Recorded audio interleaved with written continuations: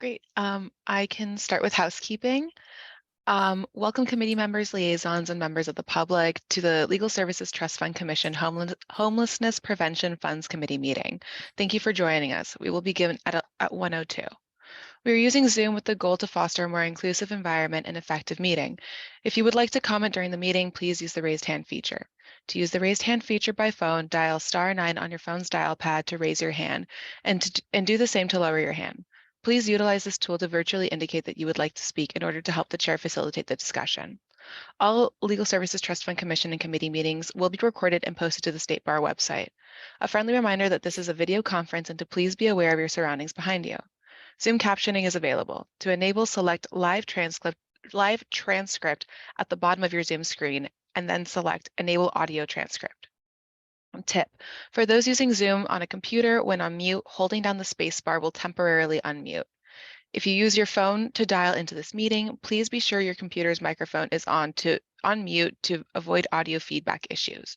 While joining audio via computer is highly recommended, if an individual loses audio, they can call in separately using the Zoom conference number. Thank you, Alexa. And hi, Bonachet and Chris and Jim. I think we were just waiting on Eric, but we do have quorum now. So if you wanted to, I can do the roll call. Sure, go ahead. Okay. Meeker. Here. Bonachet. Here. I apologize, Aflagi. Iskin. I'm absent for now. We are expecting Eric, but absent and for now, and I can update that later. Mahoney. Here. And Schreiber.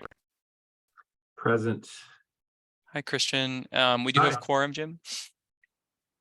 Okay. And then I will go through liaisons and State Bar staff. Selena Copeland for LAC. Not here. I did see Zach, though. Yeah, Zach's here from LAC. Thanks. Hi, Zach. Thank you for joining us. And then actually, I can update Bonnie Huff's name to Melanie Snyder. No, Melanie, but we do have Laura Brown. Here. Hi, Laura. Thank you for joining us. And then for State Bar staff, Dwan Wynn. Here. Chris McConkey is here. Alexa Montalvo. So Alexa, and then is here. Michael Chang is planning to join us. I'm gonna, I see Eric Iskin has joined. Hi, Eric. Esteban Cano Gutierrez. Here. Heidi Slater. Here. Hi, Heidi. And then Jennifer Zelnick. Here. And then I'm excited to introduce our newest staff member who is returning to the Office of Excellence Inclusion, so is already an expert on everything we do. Rocio Avalos. Rocio, would you like to, as one of our newest program directors, would you like to introduce yourself to the HP Funds Committee? Hi, everyone. I'm excited to be back. Thanks, Chris, for the introduction. As mentioned, Rocio Avalos, and based out of the San Francisco office, and excited to be back and working with everyone. And I'm going to share a little bit more about Rocio's role at the commission meeting and at the XCOM meeting next week. But just want to let you know, we hired Rocio back as a director level position. She's going to be overseeing all of our grants. I'm going to be directly supervising Rocio, so I'll still handle all the day-to-day of the commission and the management of both the commission kind of protocols. But Rocio is going to be managing all of the day-to-day for all the various kind of grants. So you'll be seeing a lot of Rocio. If I could just jump in really quick, Jim, with your permission. Rocio, I am thrilled that you are back. We are in exquisite hands, your expert hands. It's a thrill to have you back. It's really a benefit to the office and to our work. So good to see you. Thank you so much. Appreciate it. Wonderful. All right, thank you, Rocio, Dwan, and Bonachet. Jim, all the commissioners are here, so we can get started with the agenda items. Okay, can we have a motion for approval of the minutes? I'll move. Second. I'm sorry, I was tabbed away. Was that Tammy or Banashe who moved? It was me, Banashe. Thank you. And then it was a Christian who seconded. Thank you.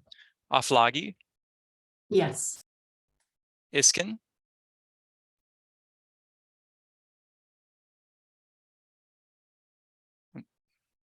Yes, sorry. that's okay. Thank you, Eric. Mahoney, I'm going to abstain. I was absent.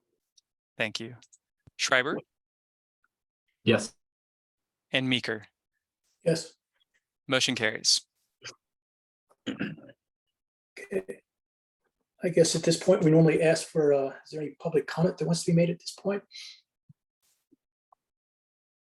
Wonderful. And I see, and then for everyone else in the attendee room, Zach from LAC has raised his hand, and for everyone else in the attendee room, feel free to use the raised hand feature to indicate that you would like to be able to speak. Zach, you can already speak because you are a panelist and a liaison. Thanks, everybody. Thanks, Chris.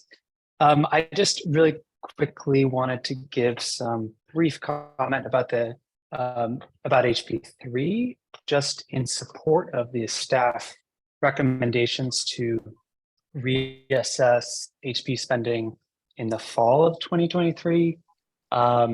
Just really quickly, we agree with staff's rationale as stated in the memo. It's just feels too early to say whether some of the quote unquote underspenders will be able to spend their funding. And so because staff conducted interviews and provided some TA on spending the funding down, it just makes sense to us to give organizations a year to catch up. And if at that point organizations are still having trouble with spending or hiring, we just think that staff will be able to redistribute the funding at that point to be able to, avoid returning it to the legislature, of course. So just saying that this all seems really prudent and kind of balances those goals of supporting orgs and the need to redistribute if needed at that point. So just agree with the staff's recommendation here. Thanks. Chris, do we have any others? Let's see.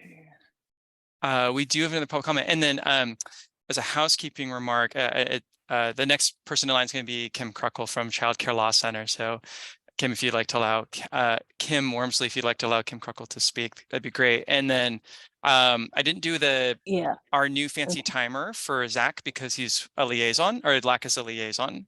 He's standing in for Selena Copeland. But the state bar is now doing a 3-minute timer, I think subject maybe to the chair's discretion to change the number of minutes, but a default 3-minute timer for public comment. And we'll have actually a fancy timer that actually displays in Zoom, but it hasn't been added to my Zoom yet. So I'll be keeping time on my phone and giving a courtesy warning when there's about a minute remaining. Kim Kruckle, thank you in advance for your public comment. Okay, everybody can hear me, right? Thumbs up. Yes, thank you. Hello, I'm just here to offer myself as a source for questions or answers as you consider our budget revision request. I don't really have anything else to add, except that I really do sincerely appreciate the work of all of you and all of the staff. I know how much work all of these are, so I just really want to thank you for your time and effort, and appreciate the thought that went into crafting the staff support for our proposal. So if you have any questions, I'll be around until later. Thank you again. Okay. Well, thanks, Kim. Yeah, it'd be helpful if you're around after the staff do the presentation, that some of the commissioners may have questions directly for you. Okay. Thank you, Kim. And no one else has raised their hand to give a public comment at the start of the meeting, but we do have, I see several staff members have joined us from Public Counsel, I think, to speak about their request, which is for the next agenda item. So just wanted to note that they were here.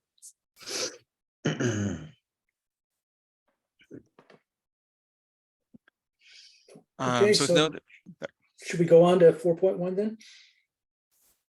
yeah, I think so. Jennifer, would you like to share your screen, or you want me to share my screen? I'll share my screen for us both.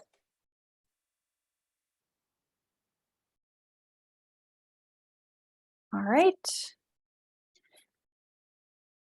So agenda item 4.1 is approve recommendations for 2021 to 2023 homelessness prevention HP2 and 2021/2022 to 2024 homelessness prevention HP3 grant budget revisions. Today, I'll provide a quick overview of the budget revision review process, and then we'll discuss 5 of the budget revisions outlined in the memo posted for this agenda item. Each year, organizations that receive homelessness prevention grant funding have an opportunity to revise their grant budgets.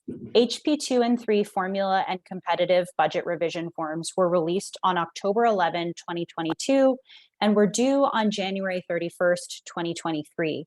Revisions equal to or exceeding 25% of the total grant award require Legal Services Trust Fund Commission review and approval. Those between 10 and 25% require staff approval, and those at or below 10% are generally self-approving. Staff received 23 requests for budget revisions, 5 for HP2 formula, 1 for HP2 competitive, 12 for HP3 formula, and 5 for HP3 competitive. 12 of the requests were at or below 10%, 7 were between 10 and 25%, and 4 requests were equal to or greater than 25%. As a note, programs are not required to submit budget revision requests for those that are equal to or below 10% of the total award, since they are considered self-approving. So the 12 such requests that staff received do not necessarily represent the total universe of these types of budget revisions. Nonetheless, staff still assessed these proposals to ensure that the personnel and program ratios were acceptable and checked budget modification narratives to ensure that the proposed use of funds was still reasonable. For example, that the proposal would continue to fund qualifying work, would not pay for a different project's costs, or put an unexplained amount into capital additions. After this review, staff agreed that all 12 proposals at or below 10% could indeed self-approve. Next, there were 7 requests between 10 and 25%, which were reviewed and approved by staff. For these requests, similar to those under 10%, staff checked for personnel and administrative percentages, sufficiency of narrative explanations, reasonableness in movement of dollars, and whether the budget modifications included new capital additions requests. Finally, the remaining 4 requests were over 25% and therefore require committee and commission approval. These requests were for Child Care Law Center's HP2 formula grant, which requested a 40.5% budget revision, Child Care Law Center's HP3 formula grant, which requested a 26.47% budget revision, Public Counsel's HP3 formula grant requesting a 45% budget revision, and Public Counsel's HP3 competitive grant, which requests a 48.53% budget revision.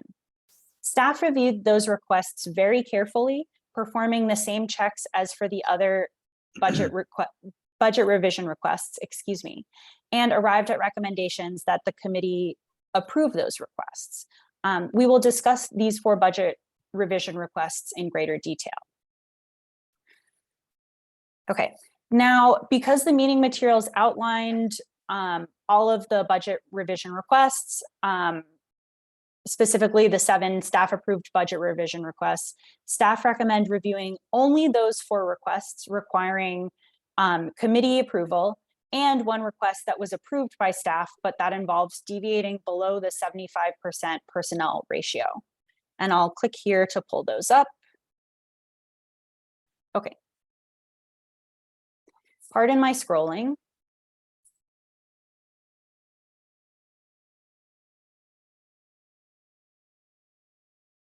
Can everyone read that, or should I make this a little bit larger?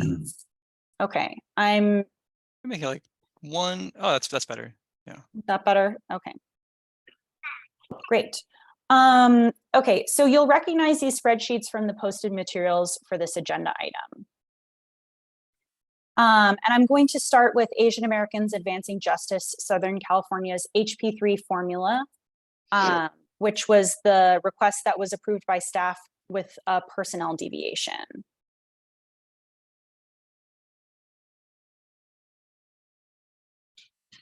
Okay, And let me just move that over here. We know it's Advancing Justice Southern California. Okay, so their HP3 formula total project budget was $1,461,693, and their revision amount was $257,025, or 17.58%. AJ SoCal decreased attorney salaries while increasing attorney FTEs, decreased paralegal salaries and paralegal FTEs, increased funds to non-personnel line items such as office supplies, printing and postage, and telecommunications, and eliminated litigation expenditures. Importantly, while AJ SoCal references capital additions in their revision narrative seen here, these costs are actually slightly decreased from their original approved budget. Additionally, staff note that Asian Americans Advancing Justice Southern California's revised budget reduces the total personnel allocation to 60.2% and increases their non-personnel allocation to 39.7%. The organization explained that this was due to hiring challenges that necessitated hiring temporary contractors. While AJ SoCal will continue to try to fill the positions via direct hires, they sought an exception to ensure that they can pivot to hiring contractors while meeting their project deliverables. Staff approved this revision request and recommend that the committee approves the personnel deviation as well. Okay, so next I will move to child care loss. Oh, can I just jump on that? That was a fantastic summary, and just for any of the commissioners that don't normally sit on like the eligibility and budget review committee, as a reminder, on the budgets, they have to explain if they're going to go above 25% spending on admin costs as opposed to program costs, or non-personnel costs as opposed to personnel costs. And the row of the budget for hiring outside staff members, like independent contractors or temporary staff, things like Robert Half Legal or something, to fill a vacant position, it goes into the non-personnel section of the budget. It's called contract services to clients. And so it's still essentially staffing, but it's not staff on payroll. Okay. Thank you, Chris. No, that was really helpful. And that will actually come up again for one of Child Care Law Center's budgets. Apologies again for the quick scrolling. Okay. So Child Care Law Center, I'll move it over again so that we can read that. Child Care Law Center's HP2 formula grant total project budget is $172,545, and their revision amount is $69,927. This equals a 40.5% budget revision request. CCLC's budget revision request reflects the loss of a paralegal and increased attorney time, additions to administrative funding for personnel and non-personnel, and changes to non-personnel line items such as increased funding for space and decreased funding for technology.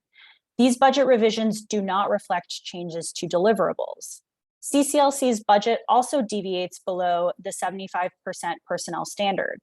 Importantly, CCLC's original HP2 formula budget was below the 75% threshold for personnel, and this budget revision would actually increase their personnel allocation to 73.4%. CCLC explained that an essential expense is creating outreach videos, which necessitates a $15,000 line item in contract services because staff do not have the skills to do all of that work. CCLC note that if they were able to do this contract work in-house, their personnel percentage would be over the 75% threshold. Staff recommend approving CCLC's revision request, and this includes recommending approval of the deviation below the 75% personnel threshold. Okay. Next. Can I ask a question about that? Yes, of course. I'm sorry. So they're proposing to, you say revision percent. I take it, I mean, they're reducing their their spend by 40%. No, they're not reducing their spending at all. They're just moving the money around. Oh, moving money around. Okay. All right. Got it. Thank you. Sure. Okay, so next we're moving to CCLC's HP3 formula. Here it is. Their total project budget is $442,044, and their revision request amount is $116,998, or 26.47%. Their budget revision request increases their personnel while decreasing many non-personnel items, such as eliminating outside evaluators and decreasing contract services to clients. Like their HP2 formula grant, CCLC lost their paralegal, but updated attorney salaries and added a project manager under other staff for 0.66 FTEs. These budget revisions do not reflect changes to deliverables. And once again, staff recommend approving CCLC's revision request for their HP3 formula grant. Questions about this? Yeah, I have a question. Sure. Yeah, could Kim explain what the role of the outside evaluators were? So we will give Kim the ability to talk again. Hey, Kim, you're on mute, but you can speak. Okay. Yes. So originally, we were going to have outside evaluators do a contract with a firm, actually Social Policy Research Associates, to help us evaluate the effectiveness of our video outreach. When HP2 first came out, we were trying to raise awareness about some new laws. And so we were going to use the evaluators to evaluate the effectiveness of the video outreach.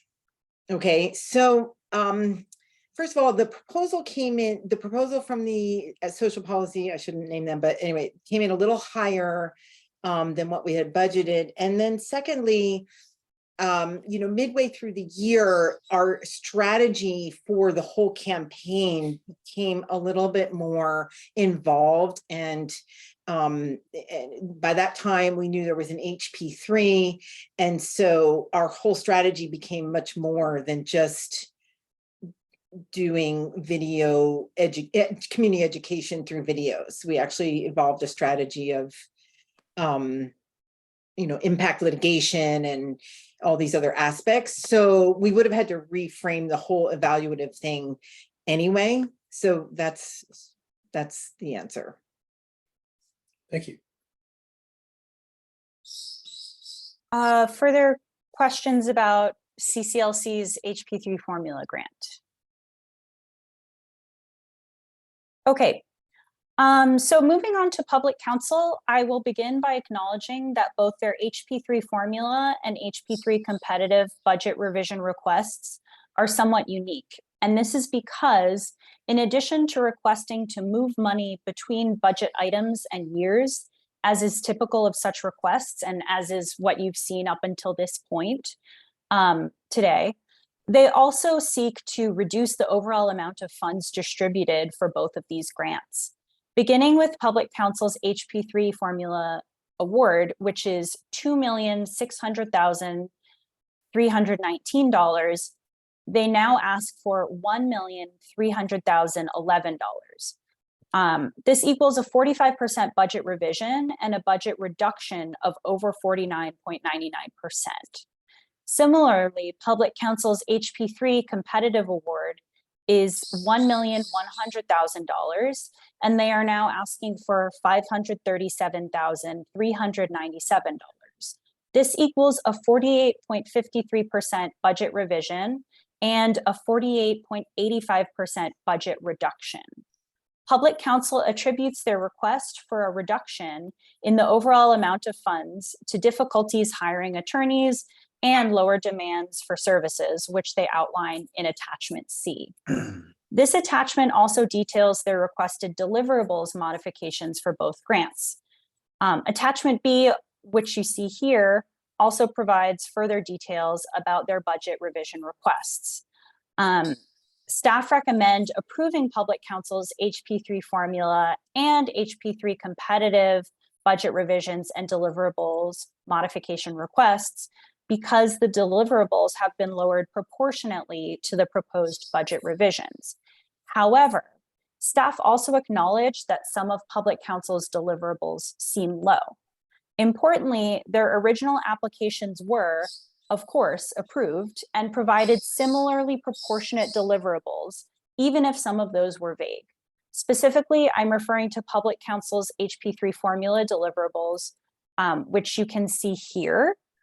Let me go to that.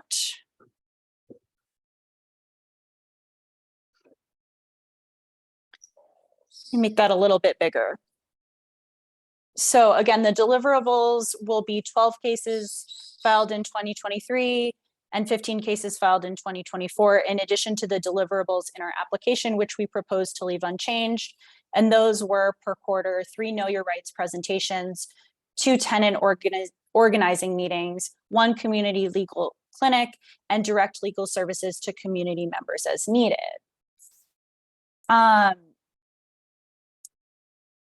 So,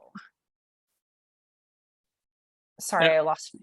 Go ahead. Oh, it's okay. Well, just to buy you some time to find your train of thought again, I was just going to flag for Jim that some staff members from Public Counsel have raised their hands. So they like to not to make a public comment during the public comment period at the beginning, but this might be their public comment. So when you're ready as chair, maybe after Jennifer's done presenting, they would like to speak. Sure. So just very quickly, oh, sorry, Jim, were you gonna? I was just gonna say, sure, yeah. Sorry. So as Public Counsel noted, they will be able to maintain these deliverables while decreasing the budget because the direct legal services do not have a numerical goal. So again, with this in mind, staff recommend approving Public Counsel's budget revisions and deliverables modification requests, and staff are committed to continuing to work with Public Counsel to ensure they are maximizing these grant dollars as much as possible. So again, we have invited Public Counsel to attend today's committee meeting. And I think, Chris, you said that several staff have raised their hands. Yeah, so the first is Joshua Hirsch. Joshua, you're going to be able to talk in just a moment. And Cindy, I saw that your hand was up, but then you lowered it. So feel free to re-raise it if you like. And Jim, we normally limit public comment to 3 minutes, but because this is an item that the committee members might want to actually have a back and forth, I leave it, up to you if you want to do a 3-minute timer for this. No, I'll give them a little bit more leeway on their introduction, and then I want committee members to have a chance to have a one-on-one dialogue. Great. Okay. All right, Joshua, you're on mute on your end, but you can, if you unmute yourself, you can speak. Thank you. My name is Joshua Hirsch. I'm the Director of Grants at Public Counsel, he, him. Thank you for allowing us to submit these modification requests, and thank you for allowing us to speak. I just wanted to point out one thing, which was, it says here in the memo, or whatever this document is, it says, whereas Public Counsel's HP3 formula award was for $2,600,319, they're now asking for $1,300,011. I just wanted to point out that 3 days after we submitted this modification, I did get permission from Michael Chang to make a correction because there was there were a couple of mistakes in our modification request. And so I did that. Those were submitted in Smart Simple. And so the amount that we're now asking for is $1,433,183. That's my comment. Jennifer, is that the amount? Is it possible that? Thank you very much, Joshua, and I'll leave you with the ability to speak, in case we have additional questions. But Jennifer, might the amount that Joshua said at the very end, might that be in the spreadsheet? That's the attachment, and maybe just we forgot to update it in the memo, or is that amount? Did this go to post before we got that update? Chris, can you guys do the math, the difference really quickly? It sounded really similar to me, but can someone with a calculator calculate that difference for us? Sure.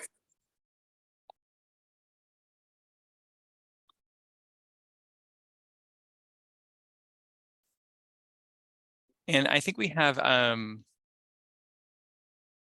while Jennifer is doing that, I think we have Michael and Esteban. So they might also know, Michael and Esteban, when you ran these percentages, like it says here for row 2, percent revision is 45%. Was that the old number or the new number?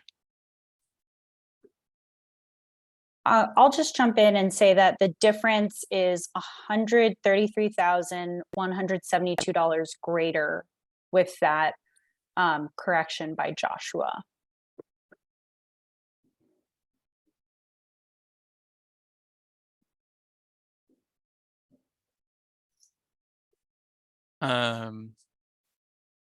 So we can make sure, is that when you say greater, is that that they'll be spending the additional amount, or they will be spending that much less? Spending the additional amount. Okay, so that would change I think that would change the percentage that you see in front of you, that 45%, but the percent is well above we use it as a threshold mostly to just know if something needs to be raised to the committee or commission for approval. So it still would be raised.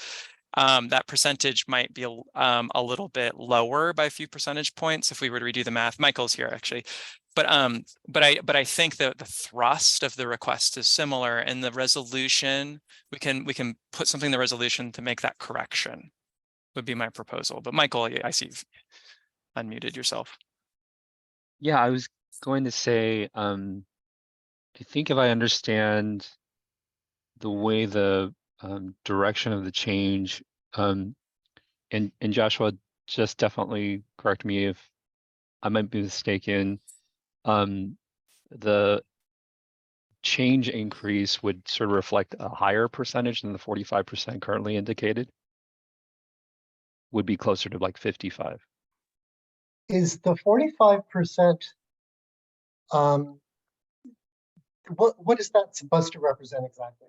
So the way that we captured the total change is effectively looking at sort of either a positive or a negative side of the number. I think this year we settled on the negative side of the change on the value of the modifications, and that's extrapolated to compare with the total amount of the grant allocation. I believe we are requesting a smaller. The 30. Okay, so the swing would be 35%, I think, if I go the other way around versus the 45.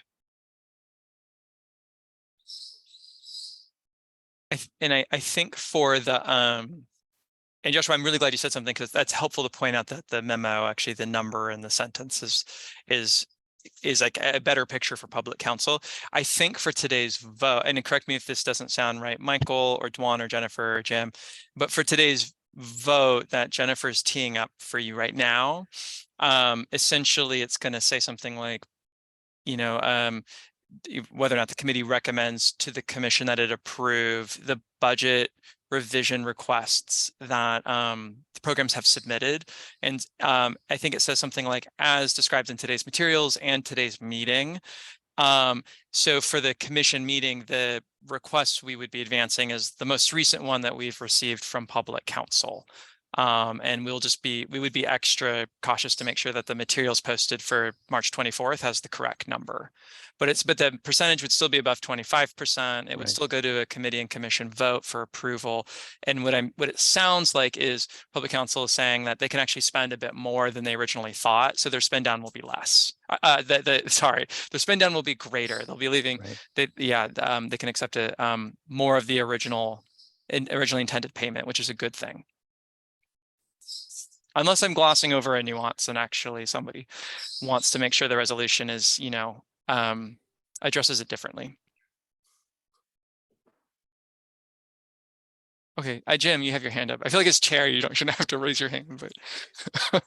Yeah, I had a question for Mr. Hirsch. I understand the issue of the problem of hiring.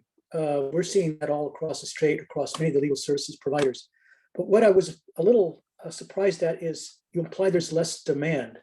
And I remember reading some reports from, I think it was Gary Blasey from UCLA predicting a tsunami of evictions once the COVID restrictions were passed. Are you finding that's not the case, or is that tsunami going to be delayed, or what's your read on that? I would like to actually have my colleague Cindy answer that if possible. Sure. Oh, great. Cindy, sorry we've waited so long to give you the ability to talk, but you do have that now. Yeah.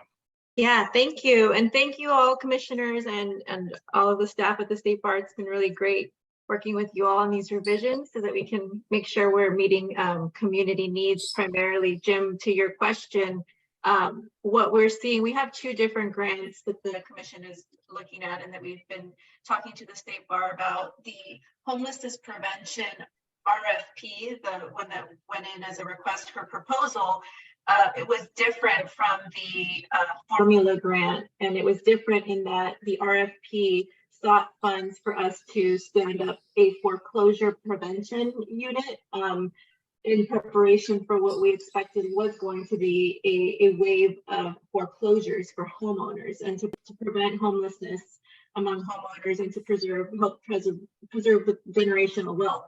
That has actually not materialized for a number of reasons, including the moratorium on some of the foreclosure issues that might have come up with banks. So that is why that number has gone down, because that demand in the consumer space that would have helped us prevent homelessness among homeowners has not materialized. Separately, on the formula grant, that was focused on tenants. And in that space, our challenge has been around hiring eviction defense attorneys. And so what we are proposing pivoting to is what we think might attract more applicants in terms of attorneys, is to do affirmative litigation in the housing space. And it's a need that we see is not being met. Our eviction defense attorneys now do not have the capacity to also affirmatively litigate matters that go on for, in some cases, several years. And that I raised my hand in part to address the question and the reservation that the State Bar staff pointed out, that our deliverables were a little on the lower end on the formula grant modifications. And that's because the affirmative litigation, as you all may know, is going to take a lot more resources and is going to take more time than some of the eviction defense matters that are more fast-paced, and will hopefully result in the recovery of some damages for tenants who have affirmative claims, in addition to their general eviction defense cases where they're often defendants. We're looking at making them plaintiffs affirmatively, and also enforcing some of the protections that local city and county laws have now made available to them, but there's no one really enforcing those protections. I hope that helps clarify. Yes, thank you. Jennifer, can I jump in and add something to your presentation? Which is, and after this piece, I'll be presenting on spend down. My colleague Heidi and I will be presenting on services, progress, and spend down for all the HP3 grantees as a group, so including public counsel. And as the materials have previewed for you, staff is going to be recommending later in the meeting a process by which the committee and commission can reallocate potentially unspent HP3 dollars in time to programs that can think they can spend it by the spend down date of December 31st, 2024. And so I just wanted to say, the staff is going to be recommending a mechanism to kind of capture these dollars that this budget revision request, the difference between what ultimately public counsel saying they'll spend and their award size. And I did want to just say I appreciate that public counsel was proactive in identifying the potential underspending to our office whereas for everyone else, we're going to have to go out to them proactively and ask, will you spend down on time? Public counsel came to us to flag it. I just wanted to say that I appreciate that.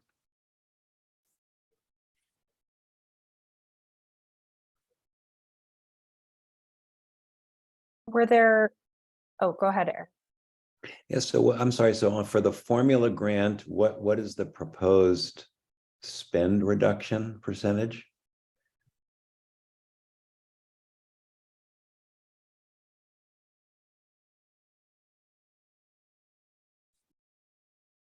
So just to go back to what Joshua had mentioned about the correction. So looking back at the actual form and format of the submission, I just wanted to sort of confirm that we did capture the amount of the correction that you mentioned, Joshua, and the number that's represented, the 45%, at a decrease of the total grant allocation of $1,167,136 is inclusive and reflective of the request.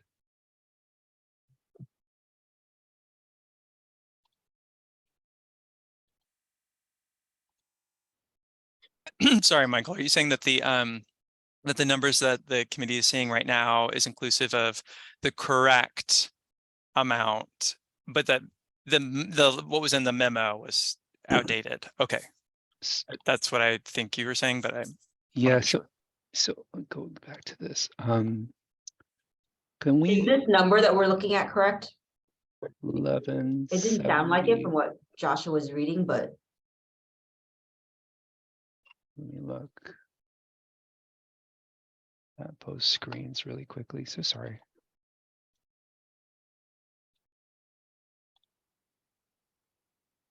$1170,018.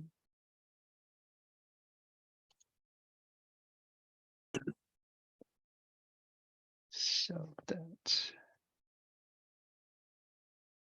And Michael, and Eric, we're not going to lose your question, but Michael, if it gives you like a minute to do the math, Christian Schreiber has his hand up. Maybe we could if it's on a different question about public counsel, then Michael can do the calculation. Okay, sure.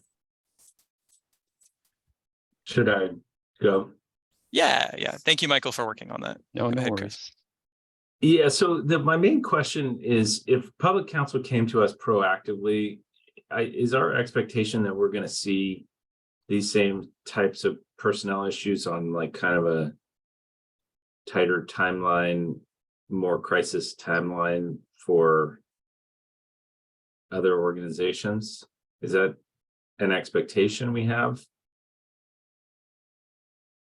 I'll offer you my opinion as one staff member, and Dwan and Jennifer might have a slightly different opinion, but I think public counsels. So this is a nice segue to the next report, but I think it looks like quite a few HP3 grantees are on track to have some amount left over. If their spending doesn't pick up and starting in year 2, which is this calendar year. I think public counsel's awards were particularly large because HP3 formula, at least, was looking at their qualified expenditures. It was in a modified IELTS formula, so they just got a really big grant. Most programs didn't get a grant that big, and then their competitive grant was pretty big too. So I think to the extent maybe I have to pull up, and when I give my report, I can actually pull up the table that lists everyone and their amounts and stuff. But I think to the extent that there's maybe, I think 24 of the 98 HP3 grants that had more than $50,000 left, most of them are not this amount. It's probably and somewhere between $50,000 and $100,000 left or something, not hundreds of thousands. So I think this was a kind of a special case because of the size of the award. But to answer your question sort of clearly and directly, I would say I do think there if we look at the spending projections this summer, early fall, I think it's going to be a fair number of grantees, and I can't say for sure how many, but I wouldn't be surprised if it was upwards around a dozen or two that stand to give money back, and a fair number of grantees that say they can absorb extra dollars. I mean, a couple of things. One is my observation on the earlier grants that staff recommended approving. I mean, the first 2 that we discussed, to me, reflected 2 different conditions. One was a shift into personnel, which to me is very understandable and a no-brainer. And then but the second, if memory serves, was a shift away from personnel. And I guess I have an easy time with the former and a harder time with the latter, recognizing, however, that it is difficult to hire. I get this particular public counsel issue. It does raise some concerns for me, because obviously they asked for a lot of money. And so it's a little bit troubling, because I don't know if there's an opinion about whether any of this was unexpected in terms of inability to sort of find staff to do the work. And I guess one question I have for the organization is just, is there value in just training truly new lawyers, baby lawyers, first years, et cetera, to do this work? Or is there sort of a way out of this problem of not having eviction defense lawyers in abundance or in sufficient numbers? Last point, I can't see on the spreadsheet. It says, because the text is cut off. Yeah, there. Thank you. That's helpful. It says about halfway down, it says vast majority of tenants who obtain legal representation. It says they hire nonprofits which do not have the capacity to initiate litigation against landlords. And I guess that kind of troubled me. And I'm wondering if there's, I have a couple of questions about it, but I'm not sure. Can someone explain that sentence to me? And this is a narrative from public counsel's submission. So I don't know if Joshua or Cindy. Cindy, you raised your hand. I'll let you go. Yeah, thanks. Sure. Yes, thanks, Chris. What we meant there is there's a lot of funding to do eviction defense work. We are part of, you may be familiar, at least in Los Angeles County, State House funding and collaborative that is working on eviction defense. We received Schreiber funding to do eviction defense. We receive PEP funding, preventing and ending homelessness. It is all to do eviction defense, which is all very fast-paced, requires immediate action. Often discovery litigation timelines are very tight, and so folks don't have the capacity where there are violations of recent and new laws that protect tenants from bad behaviors by landlords and give rise to affirmative claims. There's no government agency enforcing those affirmative rights. They are also brand new. And we see ourselves stuck doing the eviction defense, which is the most immediate need, which is to keep people in their homes. And the folks doing eviction defense don't have the capacity to also do the affirmative claims, which require affirmative lawsuits. And that is the issue that we're trying to address here. And to your first point on staffing, we are open to hiring brand new attorneys. Part of this proposal that you're reading about here that would stand up a new affirmative litigation unit within our homelessness prevention project, part of our proposal is to recruit a fellow and try to attract folks that way to provide like a training and breeding ground to do affirmative litigation. We're hoping that skill set of affirmative cases might be more attractive to folks than, who may be burned out by the eviction defense. We actually have folks internally who might be applying to do this work if we're able to stand up this unit, which it sounds like we will be able to as a result of today's recommendations. But that's the issue that we're facing. We are at the point where we are hiring folks who have not yet passed the bar, who are waiting for bar results. We are looking to recruit folks who are participating in the provisional licensing program. We're trying to recruit registered legal services attorneys. We're trying to get as creative as possible, including creating new fellowship programs so that folks can come, even if it's just for a year. We are definitely open to training new staff. I think that the applicant pool is where we're struggling, and what part of our attempt at addressing that is maybe creating this new unit where folks can turn to for not just attract new attorneys that might be interested in affirmative litigation in the housing space, but also a place where tenants can turn to, given the capacity of folks who focus on eviction defense, to lack of capacity to do the affirmative piece. Yeah, I appreciate that answer. I hope this isn't gratuitous. But I did want to sort of talk for a second about the history. When we first got this money, we engaged at convening. One of the things that I think I saw as being a hope for the money and a concern for the money is part of what you're describing here, which is we recognized that these front burner issues were already taxing capacity. Yeah. And if we just gave more money, all we were going to do, or at least a concern that we had, was that all that was going to happen is we were just going to see more of the same, like, UD work, because there's sort of it's just a faucet that's on and it's not going to be shut off.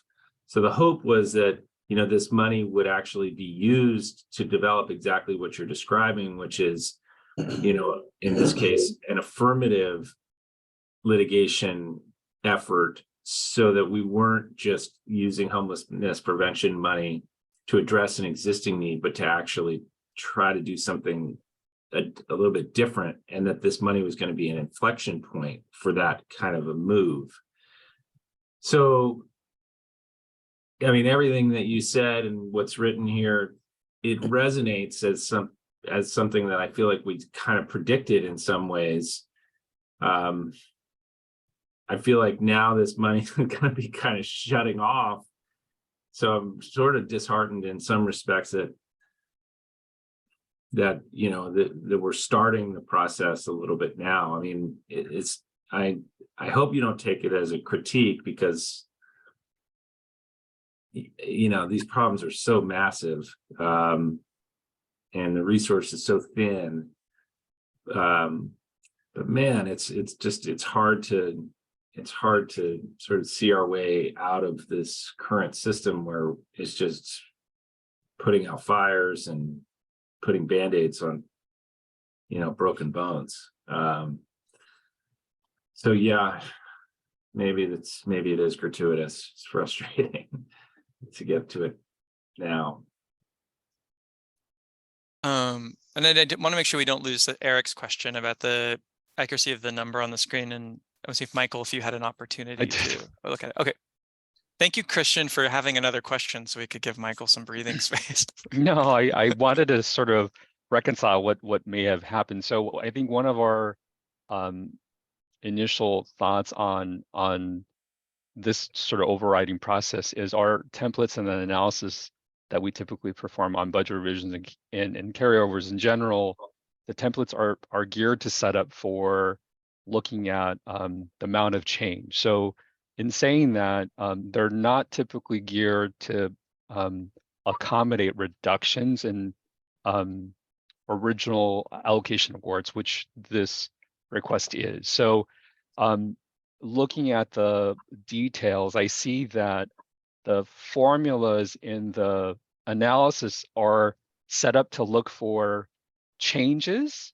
And so when I say that, typically in HP, where you've got multiple years of captions in year 1, 2, and 3 budgets, what we anticipate is movement of dollars from one line item to another, or from one year to the next. So when you look at total change, it all nets to zero, right? Because the allocation award is the same. So they're just reallocating between line items or between years. And so in order to make sense of that in the equation, we have to pick a side in terms of the change, whether it's a positive change or a negative change. We use a negative change to capture changes for this year's process.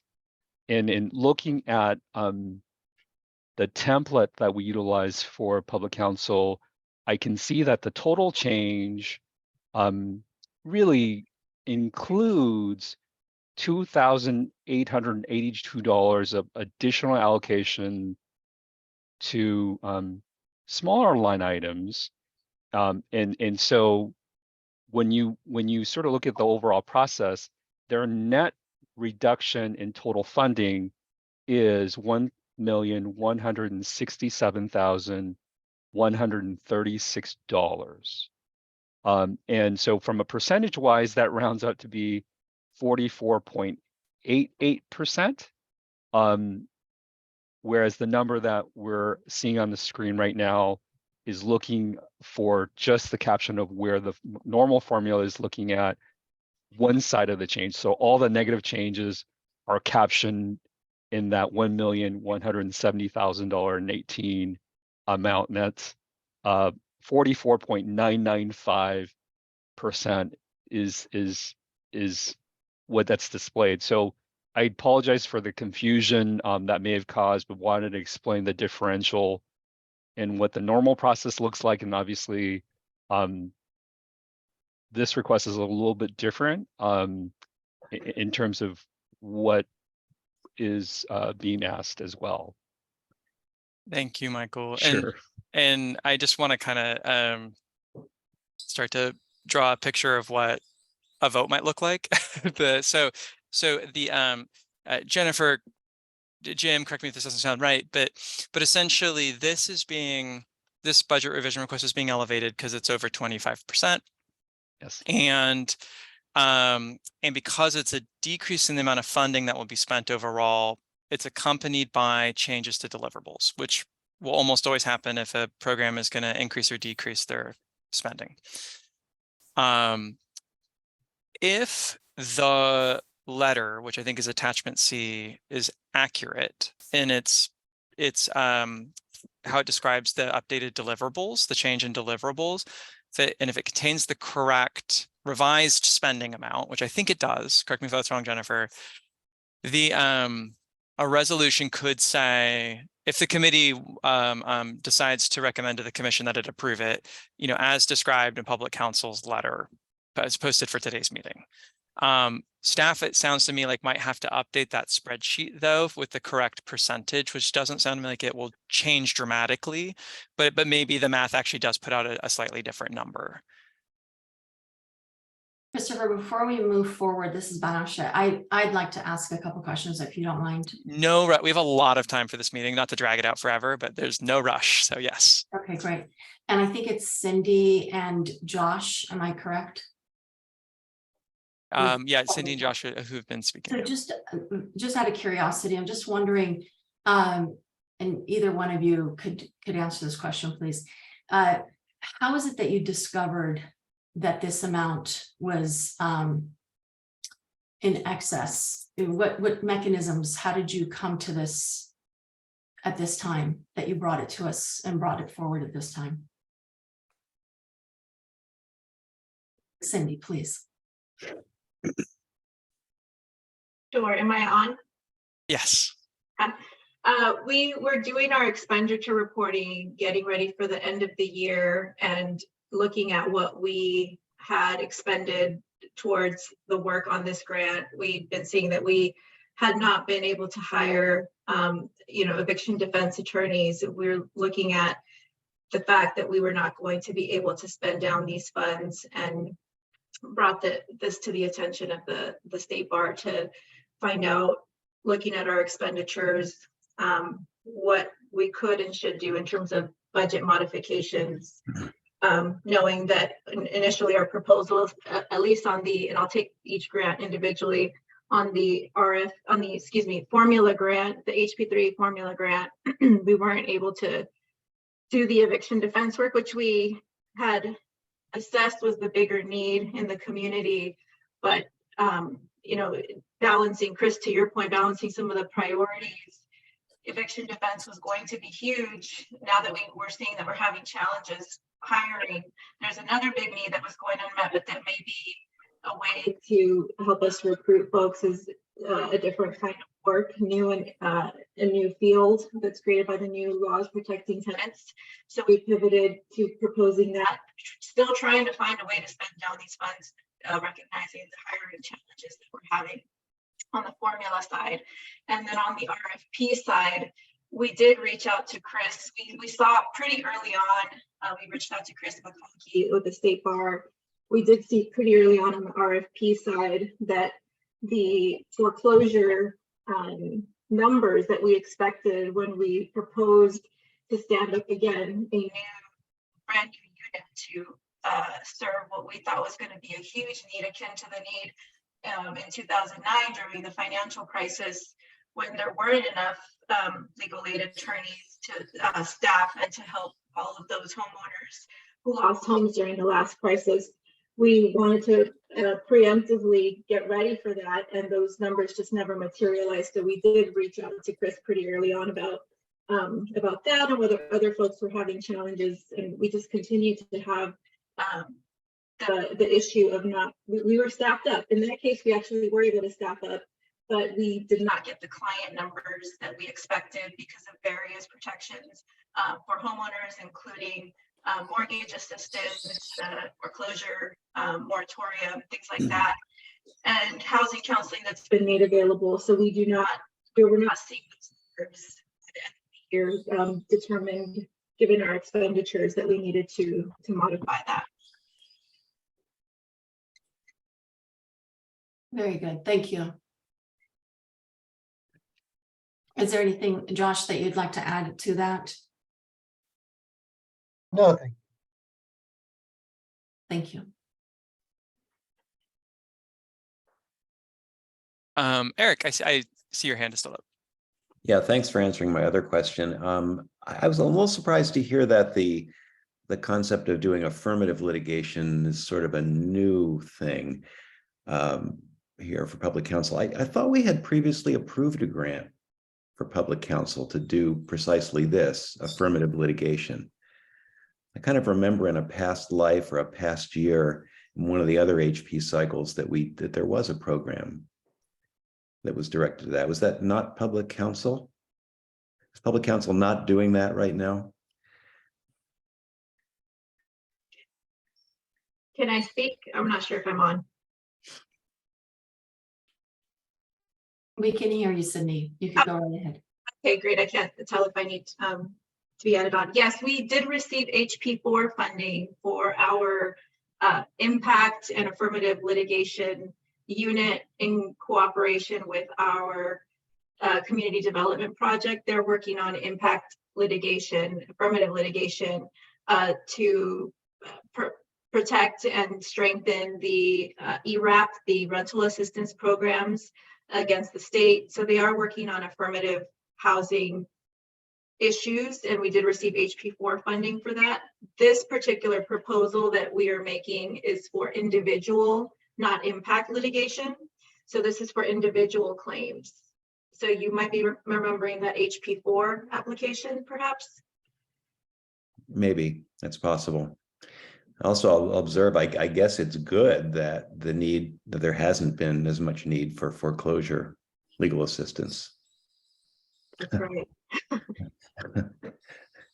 And then if it's okay, I wanted to just kind of jump in and add on to the response to Bonachet's question, and Joshua and Cindy, and then also Jennifer, if I mischaracterize any of this or I leave anything out or it's not quite right, feel free to please correct me.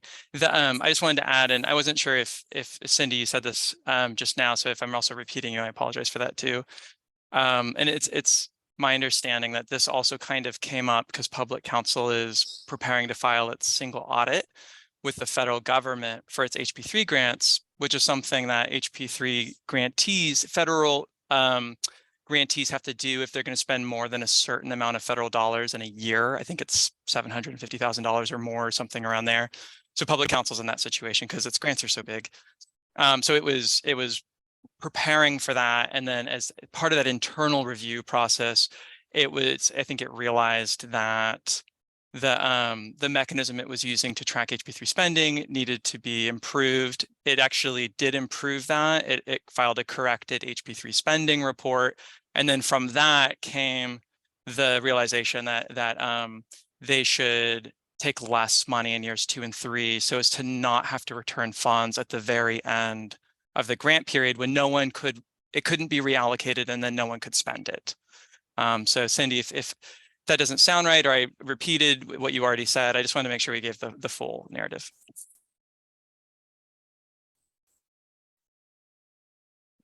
Cindy, yes. Oh, I'm on. Okay, I'm sorry. I couldn't tell if I. We kind of left you on because we just anticipated that.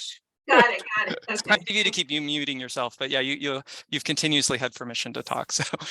Got it. Yes, that's correct. We also, in evaluating our expenditures for the purposes of our single audit, we're looking closely to see if we were going to be expending the funds in preparation for the single audit, and more clearly documenting our expenditures in compliance with the federal requirements for that. And we came to the State Bar initially as we were looking at what our expenditures were going to be, to share that we needed to better keep up with our time tracking, and in improving our time tracking, realized our actual expenditures were lower, in addition to the lower client demand and the inability to hire staff. We were just not going to be able to meet those expenditures as we had reported and applied for. And staff's understanding is that the improved time tracking, which feeds into tracking of actual costs towards certain grants and therefore the accuracy of the reports they file, Public Counsel is taking a look at all of its Legal Services Trust Fund Commission awards. It started with HP3 because it was federally funded and high stakes in that respect. It did lead Public Counsel to, like I said, refile a spending report, which was my impression was it was able to do that pretty easily and quickly, and it's now looking at its other awards. But that's kind of how this came about. It's very helpful, Chris. We didn't hear that before, so that additional information is important, and thank you.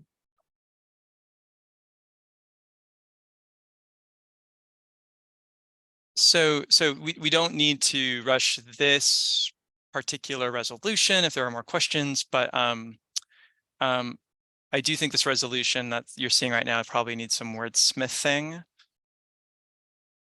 And Jim, also, I didn't want, do you want to move to the resolution wordsmithing stage? Did you want to give our folks another minute to see if they had any questions for Public Counsel while we have them? Yeah, let's see if there's any more questions for Public Counsel first, and then go to wordsmithing.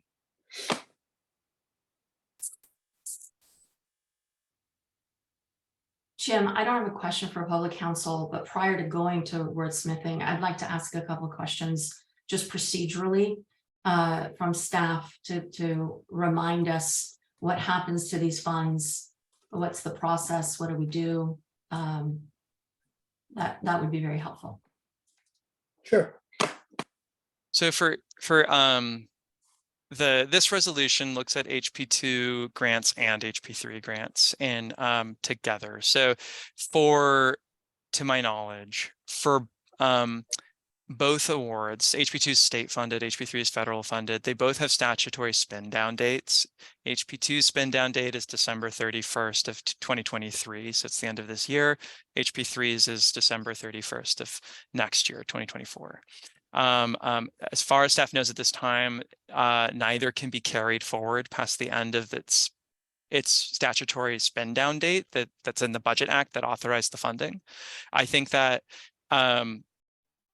our office is planning to double check that for HP2 but for HP3, everything I've been hearing is the federal government wants back its pandemic relief funds that go unspent now. So I would anticipate that the federal dollars will have to go back if there's anything left on the table. I don't know if that's, Duan, does that match your impression as well? Yeah, and we are not actually going to ask the legislature for an extension on that because it's a bad budget year. We will remit it if there are funds left over. What about reallocation? Yes, so we do have authority to reallocate. That's under the commission's discretion, and that's what we would suggest to do. Chris, can you talk about they're kind of different for formula versus RFP, how we would have to do it?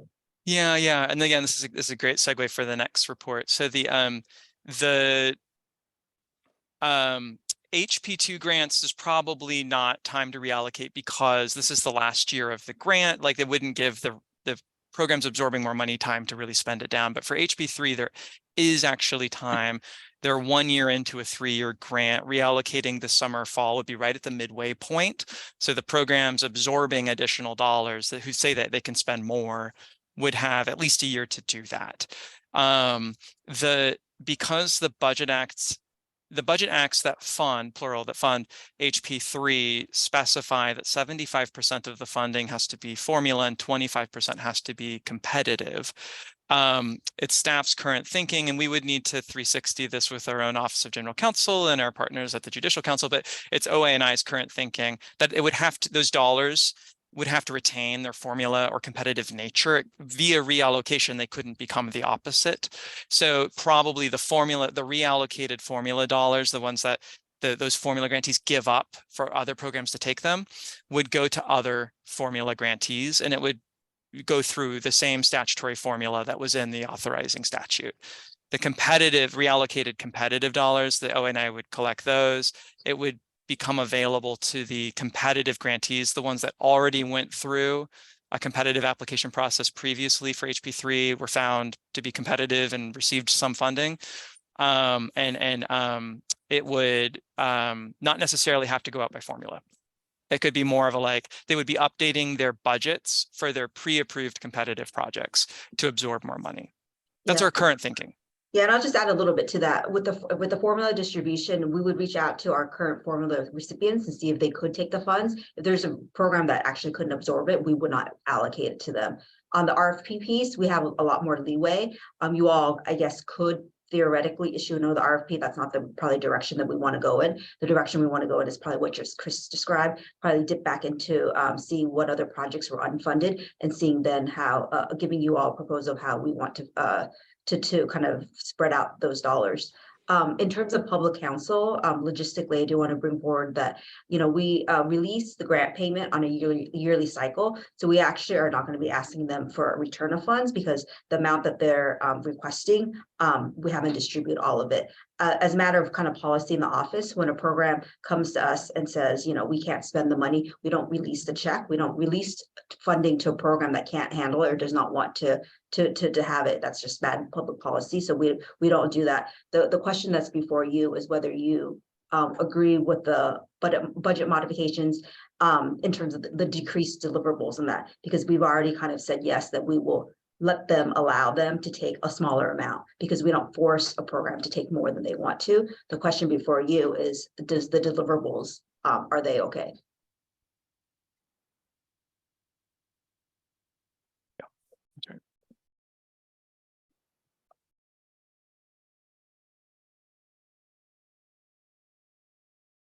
So do we have any other questions about how the money would be reallocated from them? Okay, so I guess now we go to wordsmithing. Yeah, so I'm gonna greatly defer to everyone who has a good opinion about this, but my thinking was we might just need to say, and this is already such a long sentence, but essentially kind of where it starts in line 3, where it starts to talk about public counsel and the updated deliverables for public counsels. We say as described in staff's memo. I'm thinking that to the extent that staff's memo might have an incorrect number about the amount of money that they're essentially not going to spend versus spend, I would say as described in public counsel's letter dated and then the date of the letter. Well, do you actually need that? Maybe this is a Brady question because you say in the committee's meeting on March 1st, so it'll yeah. you I know, mean, we we'll go have back the and look at the record, recording and but yeah, stuff, but we now have on record record. the number that they said, and Michael just confirmed that from Smart and Simple. So doesn't that integrate it enough? Brady? Yeah. Did I delete Is that the clause? memo correct? Or I thought The that I memo's thought we not, were there's a number that's off. I think there's a percentage that was calculated incorrectly. right. So we need to change it here. Otherwise, it's incorporating the wrong number, right? Okay, but I was just thinking because we already have the meeting, but okay, how do you suggest then, I guess? I mean, the meeting's not memorialized. Updating deliverables for public councils, staff's memo, and we actually want to keep the reference to the memo anyway because it Yeah, talks about just put childcare like law center and comma yeah, with correction that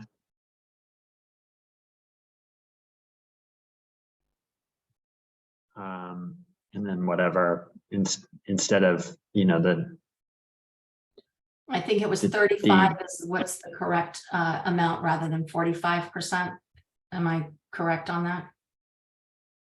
Let me, On so HP3. this is for their HP3 formula. Okay, so, oh, sorry. I would probably say something. but yeah, I would do that.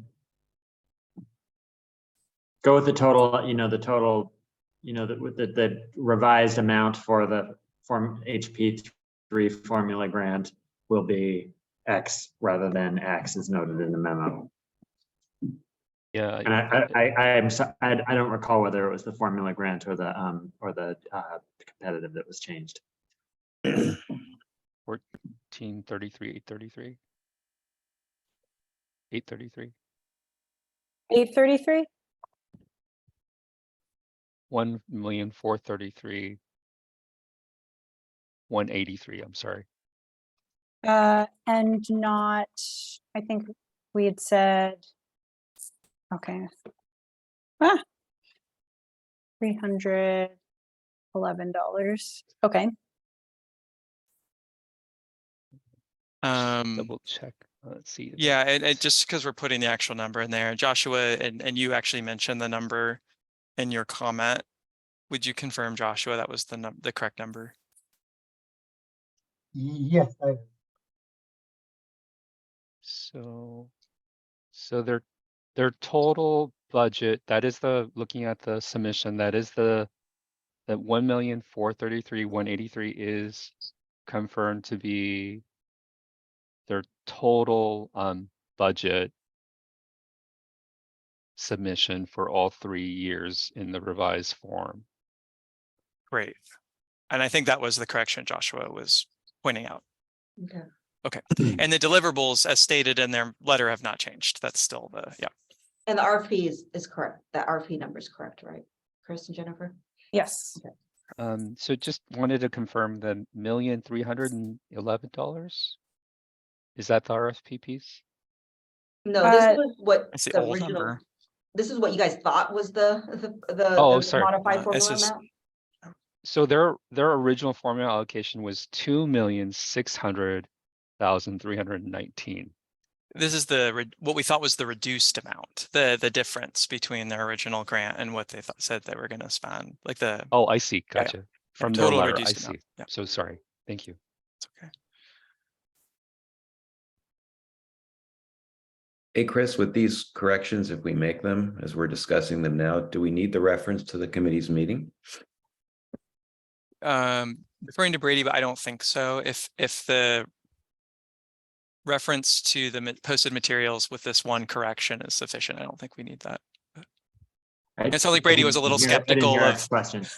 Can we delete and the final clause about referencing the committee's meeting today? Sure, I don't think, I mean, that was the only change from the memo, right? Yeah. That's the only change. And you sounded like a little skeptical about the referencing the meeting anyway, because it's not. I mean, it's fine in general, but if we want to, I mean, if we want to, oh, what did we decide? What did we prove? We shouldn't have to go, review a tape. Yeah. Yeah, I think that's the only change. They can delete it. Thank you, Brady. I have a question, Brady. We don't need to call out the exact number of and I think Michael was pointing to this, 2.6 million as the 3-year award and its reduction to 1.4 million. We don't need to specify what the actual was and what the or what they were awarded, and then what the actual amount is that they're specifying now. And Brady's frozen, I think.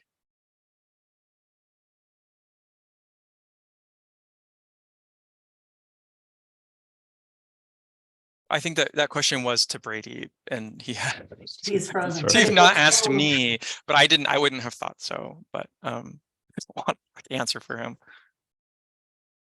We'll just hold on to that question. Yeah, and this is and because the resolution also references the March 1, 2023 memo and its attachments, I think that like the amounts you were just describing, Monashe, is documented in those materials. Those materials. Yeah, I mean, maybe it's prudent to put it in writing in the resolution itself, but I don't think we'd lose it.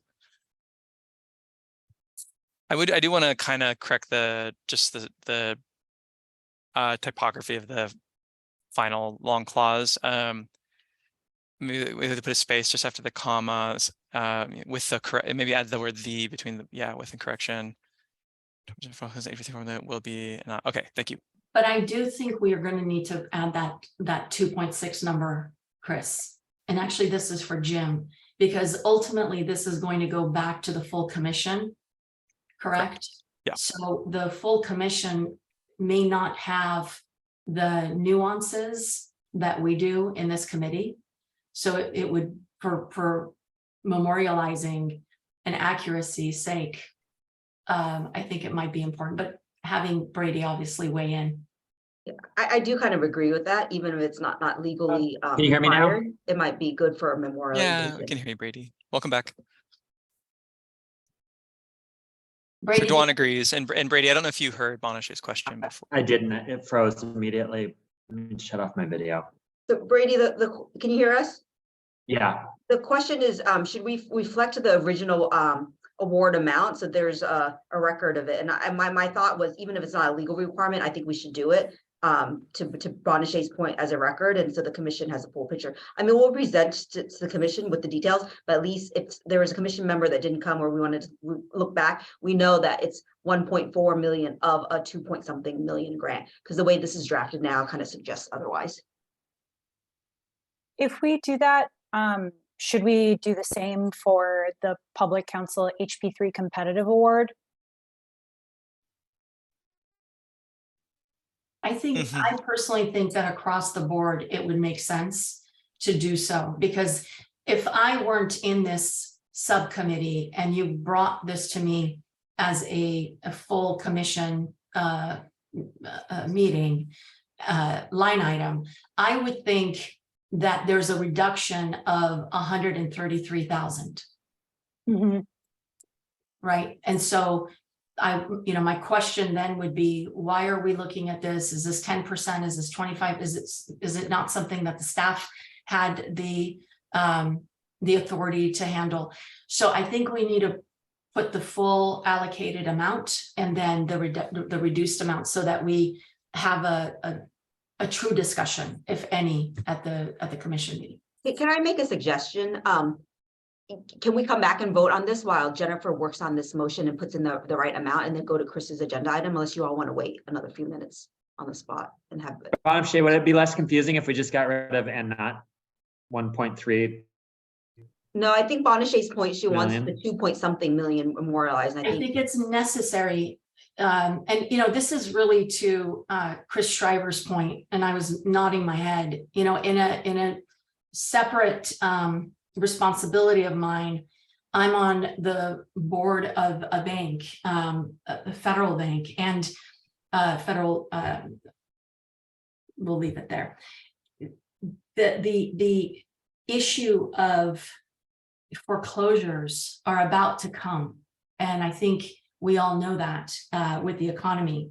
The next half of this year, all of next year, we're going to be seeing some severe impact. So it really is disheartening, to say the least, given the need in our state, given the need in the space of homelessness prevention, that these funds aren't being used. And so I think it's important for us to, as a committee and as a oversight commission, our body, to explain clearly what's happened to these funds, why were they not used. We have, it's our duty and it's our responsibility. It's not, this isn't to call out a particular organization. We understand the why behind it, but it really is it's a missing. And if we start to think about the amount of money that hasn't been used under HP2 and HP3, at least with HP3, we have a longer runway with potential reallocation. But I want to echo so much of what Chris Schreiber was speaking to, because it's a shame. So I think we need to specify what's happened to these funds, why were they not used when they were allocated, in particular when other organizations were also in need of these funds. It's important to be transparent. Thanks, Jennifer, for doing that so quickly. Jennifer, was there a change in the competitive funds? The competitive funds will be reduced from $1,100,000 to I mean, from the memo. Oh, no. Everything else was correct. Because I don't see why you would include that unless you're going to include every change that was just approved. Sure, I guess we don't have to. It just strikes me as we're just saying we're adopting the memo and except for this change. Okay, I'm happy to take it out. Okay, that was something Bonachet had I think it was not a legal question, Brady, unless you think legally we can't. Maybe not strictly. Well, I'm just about, I mean, I guess if you're going to include everything, then include everything. I feel like our memos are probably more accessible than these resolutions, but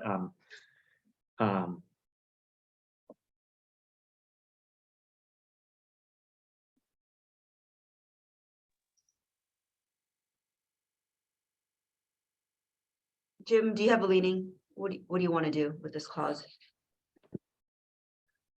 I don't know. It looks good to me as it's modified. I mean, it gives the original amounts and then it gives what we're reducing the amounts to. I don't think we need an explanation of why. No, but we're not including all the other. We're just doing public counsel. We're not addressing what was the other one?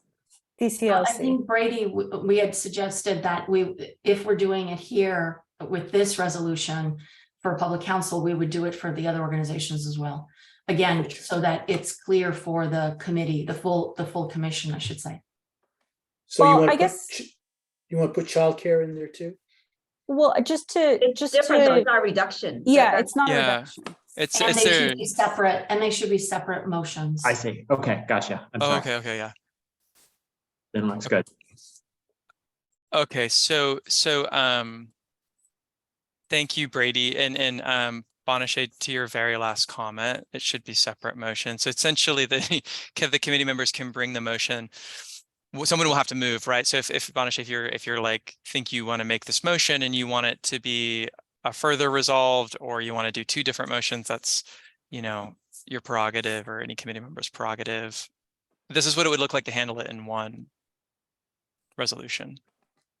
And I will defer to my colleagues in this committee and of course the chair of the committee if they believe it should be in two separate motions for public counsel, or to me it feels like this captures it and it's not in conflict one with the other. So this reads very clearly to me personally. Is like I think Jennifer and Brady did a great job of updating this. Well, how about the other commission members? Are they happy with the updating that we've got here on the screen? I am. I'm fine. I am. I mean, Chris?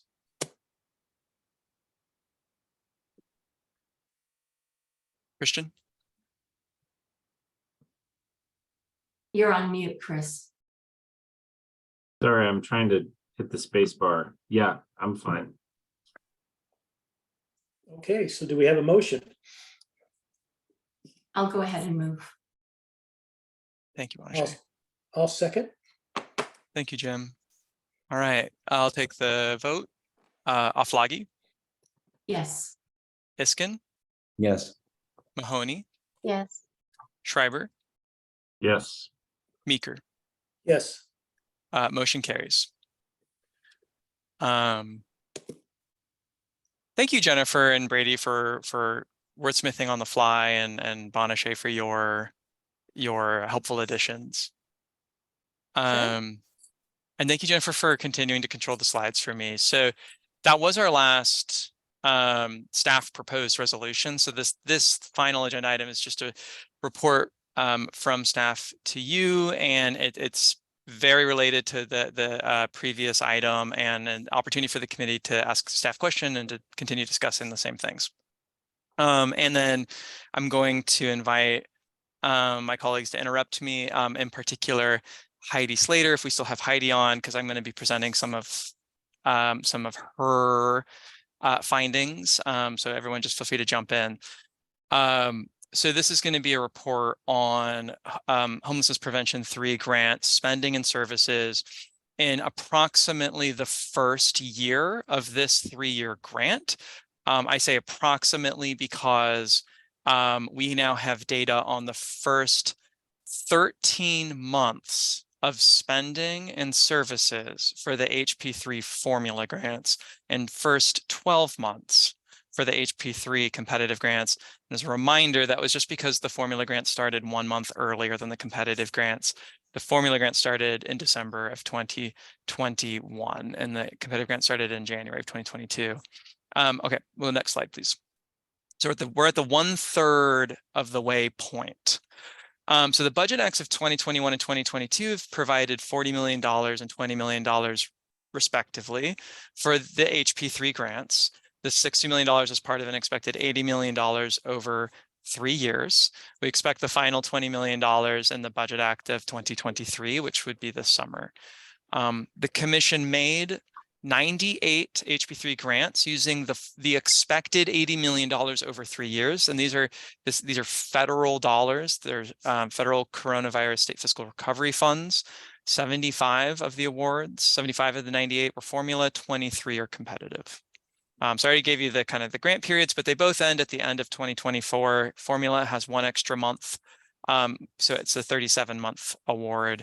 Competitive is exactly 3 years. So grantees have now reported through on spending and some services, the services categories we asked them about through the end of last December. It's approximately 1/3 of the way through the grant. Okay, next slide.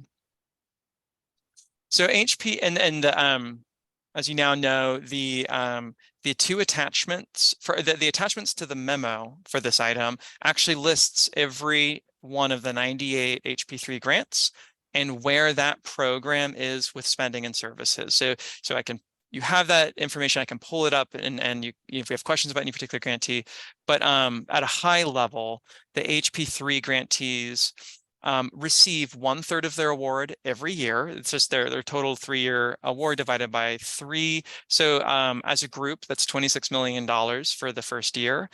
As a big group, they had spent about 76%, there's the number, of these first payments, right? They get 3 payments, they've got the first one, and they've spent about 76% of it by the end of the first year, leaving 24% unspent. This is a footnote in the memo. I will just say that there's like about $250,000 there is actually, the spending was a little bit higher than the $19,829,554 figure by about $250,000 if memory serves me. And that was because some HP3 grantees, because it's a 3-year grant, have reported that they actually spent more than their first year payment, which they're allowed to do. They kind of confront the money, but they essentially have started spending their future payments early. We backed that out of this number, just because otherwise it would mask the full extent of quote underspending by other grantees. To the extent that some programs like overspend, it might make other grantees look better. So, so some grantees are ahead. Grantees spent more than 3/4 of their first payment for 70 of the 98 awards. For 14 of them, they'd spent between 50 and 75%. And then for the other 14, it was under 50%. Okay. Next slide, please. This actually shows you those statistics I just read out loud, but in a in a way that doesn't actually name the grantees, because I can't put them all 98 of them on a graph. But I will kind of point out the features of this for you. But yeah, Jim. Yeah, I was just wondering who is the program that got almost $1 million, but spent less than 5%? Extreme left dot. I'd have to pull up the table, but I can find out for you. Hold on, I actually have it up. Let me just do a quick skim.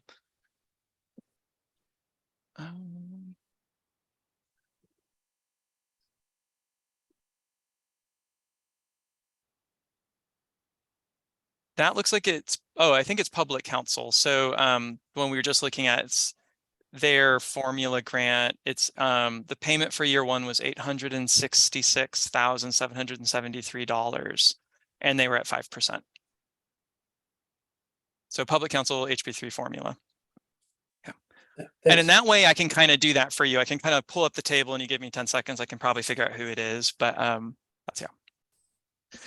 So Jim obviously has figured out how to read this right away, but just in case it's helpful to explain it out loud, what this chart is plotting for you is their first year payments is on the vertical axis. It's not their full 3-year award. Their full 3-year award would be that number times 3. But in the first year, and then on the horizontal axis, how much they've spent. So you can just kind of to try and pull a story out of this chart. Essentially, you can see that I think it's 14 of the dots are to the left of the, I think to the left of 50%, showing that they've spent less than 50%. Another 14 dots are between 50% and 75, and then the rest are above 75%. For the overwhelming majority of the 98 awards, the amount of the grant or the amount of the payment in the first year was under $500,000. You can see the sort of like handful that got extra big awards. Those are mostly going to be big competitive grants and really big formula grantees whose qualified expenditures like public councils just spit out a really large formula grant for them. You want to see a lot of dots in the lower right corner. That would, all the way to the right means that they've spent 100% of their payment for the first year. It isn't necessarily a good or a bad thing if those dots are high or low on the y-axis. Okay, this was just, you have it as a table, but this is just another way of sort of looking at the numbers. Okay, next slide. Actually, before you go to the next slide. Yeah, backslide. These ones that are within the first year have spent between 90% or there's so many at 100%. Yeah. What were the award amounts? What kind of numbers are we looking at there? So you're looking at the box on the lower right, the most lower right box, right? Yes. Yeah, so all of those where the big cluster of blue dots in the lower right, those are all those award amounts. The payment for the first year was for the most part under $500,000. So those awards were probably, they were no more than $1.5 million when you look at across all 3 years, right? The full 3-year grant. Mm-hmm. Yeah. Thank you. Yeah, and the table for that's in attachment A for the memo that was posted for this agenda item, I think has, it has their payment. It is, I was gonna say, I think it has their full 3-year award amount, but it's their payment for the first year. But to calculate the full award, it would be that payment times 3. Okay, thank you. Okay. If there's and we will be posting materials on this topic for the commission meeting on March 24th. So if there is another way of looking at that data, you want the table sorted differently, you want it to show the amount left over, something like that, just let me know and we can easily kind of recreate the table in a different way. Okay. So HP3, I'm spending in year one. So State Bar staff analyzed the progress, right? The spend down progress for the first year of this 3-year award. At the time that the State Bar staff was looking at spending, the programs had yet to report on their third quarter spending for last calendar year. So they had reported their spending through the end of September, the first 3 quarters of the year. They have since reported at the time that State Bar staff was reaching out to ask them questions. They've since reported on the 4th quarter, and those numbers, that spending is reflected in that table and that was posted and in that chart you just saw. But when we were reaching out to programs to ask for explanations and to see how things were going, we contacted those who had yet to spend at least half of their first payment by the end of September. And that was for 29 awards. Staff evaluated the programs' explanations for reasonableness and to provide technical assistance. And by reasonableness, I sort of mean like, does the explanation make sense? Did they mismanage their grant in a way that's clearly unacceptable? Like, did they simply forget that they had the grant? Did they do, that versus like they've been trying to spend it down, but here's the sort of structural recruiting problem they're facing? We evaluated for that situation. And to provide technical assistance for revising budgets. The most common, it was kind of the reasons were sort of across the spectrum, which is makes sense, but the most common reason was staff vacancies, which can be from staff turnover and challenges recruiting, filling open positions. Some programs also noted delays with spending associated with launching a new project, like taking time to design the project and do outreach. I want to pause here just to see if maybe any of my colleagues from the fiscal team, Heidi or Michael or Esteban, who actually participated in this review, wanted to add anything to that description.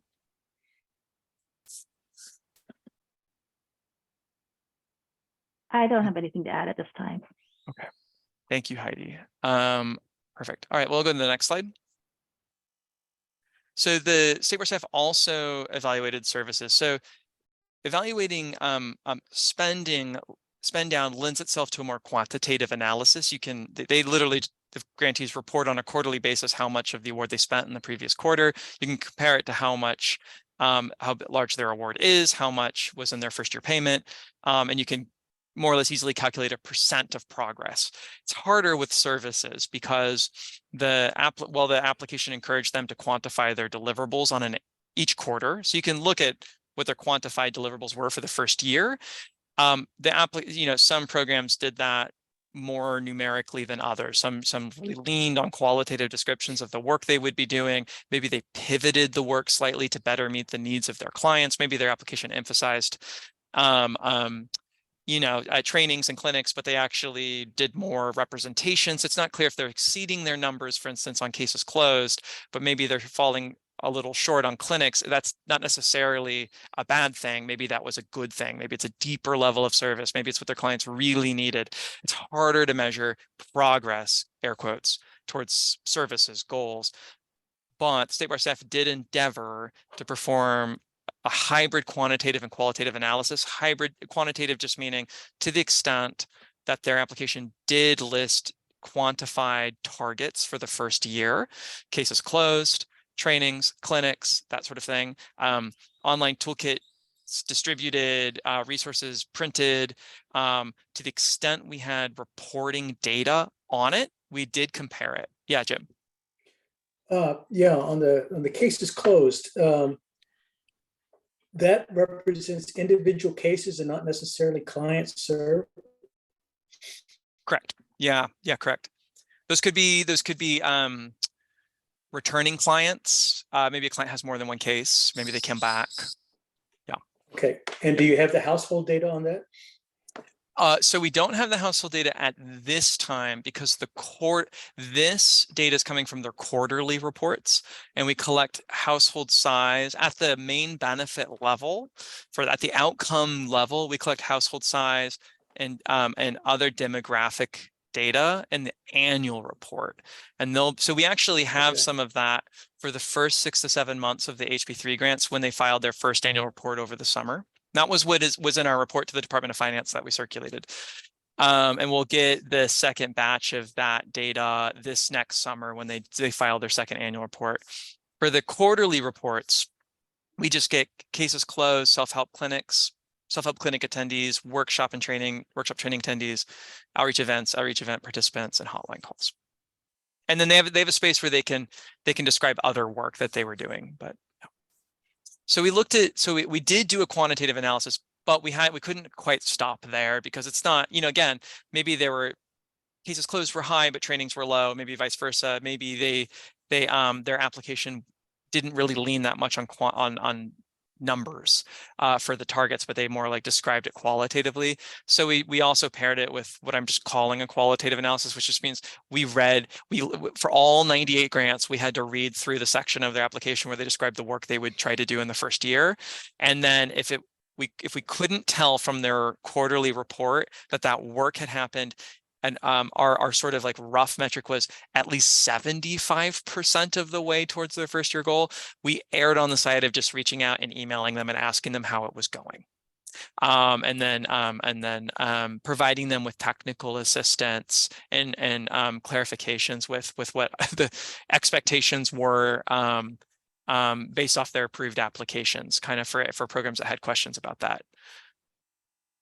So I'll just read the numbers out loud quickly. So, in the first year, 13,104 cases closed. Those are matters giving rise to an attorney-client relationship, but it is inclusive of what we consider the lightest touch attorney-client relationship moment, which would be what we call counsel and advice only work, which is like maybe it's a light touch, one phone call, they talked to an attorney one time, they got some legal advice, maybe they never came back. That would be included in the cases closed count. The other 4 interventions, clinics, self-help clinics, workshop trainings, outreach events, hotline calls, those are interventions that we tell them they should report data for if there was no attorney-client relationship. So no legal advice was given. There was a self-representation clinic, it was legal information only, that kind of thing. So 108 self-help clinics, 698 workshops, trainings, 706 outreach events, and over 7,000 hotline calls. Okay, next slide.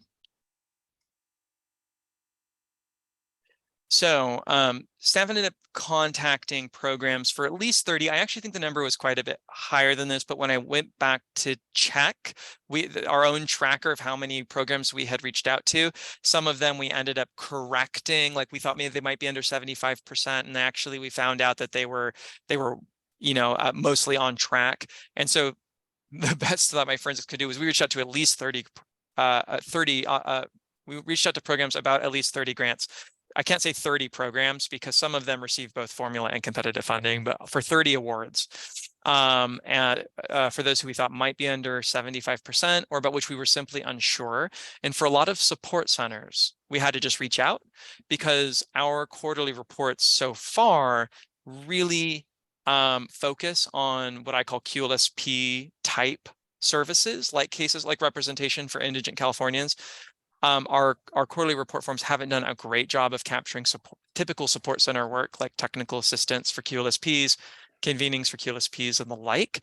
But I will just remind the committee that it did vote to recommend to the commission adding a slew of support center quantitative questions to future HB3 reports. So we'll have more support center data going forward, but we basically had to reach out to them for this first round of review and just ask them how they were doing. Staff reviewed explanations for reasonableness again and providing technical assistance. And unsurprisingly, the most common explanations were very similar for the spend down explanations. It was services delays due to hiring challenges, staff turnover, and low initial demand for services at project launch. Next slide, please. Okay, so what's staff's takeaway here for you? Like what's the sort of like impression that we would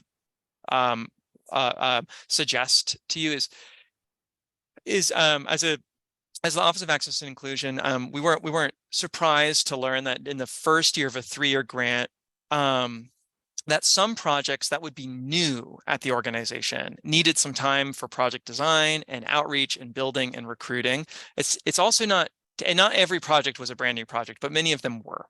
And it's also not, it was not surprising to us because we've been hearing it for most of the pandemic, that a lot of the grantees are experiencing what I'll call sluggish hiring during the pandemic and to date, some more so than others. We were I think not surprised to see that this is from memory now. I think it was 14 or so grantees had spent less than half, and another 14% awards had spent only 50 to 75%. But because we are 1/3 of the way through the grant period, the clock is ticking.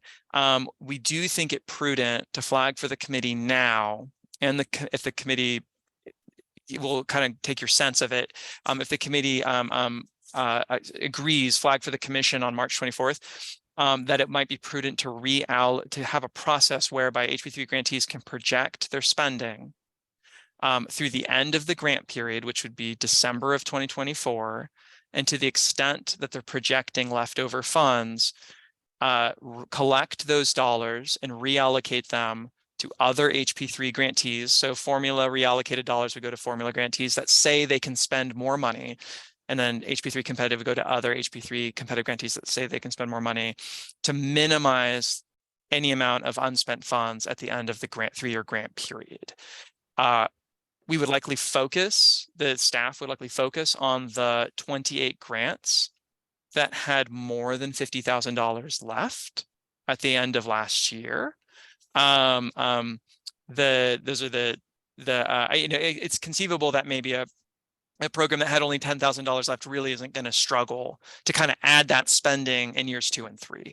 But so 50,000 is kind of it's a kind of an arbitrary number, but it's a nice bright line. We would focus on those, but we would be constantly messaging to programs if we did this, that this is a valuable opportunity to make sure that as a community, like as a statewide access to civil justice community, they can help each other out, indigent Californians out, and together minimize homelessness via legal services by being honest in their projections, and allowing and not just being overly optimistic and saying they'll still spend it down if that isn't realistic.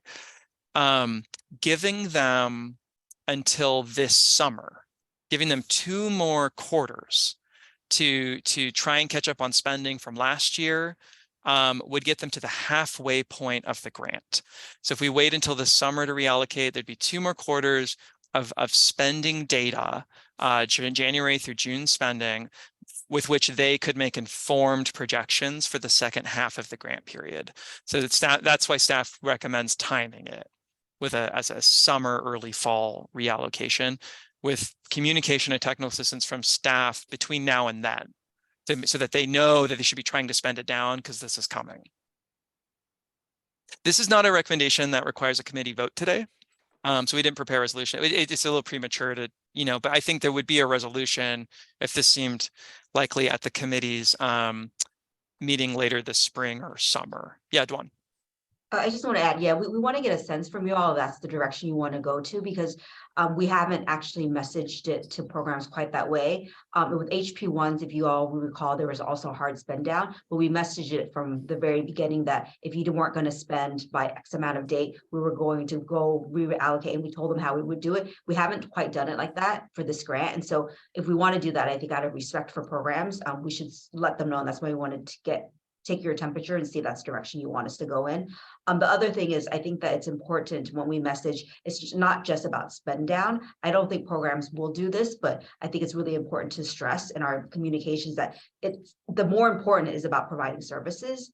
Because obviously we don't want them to burn the money on just admin, right? We want to be provided. Yeah. I don't think they're going to do that. I just want us to be careful in the messaging that it's just about spend down.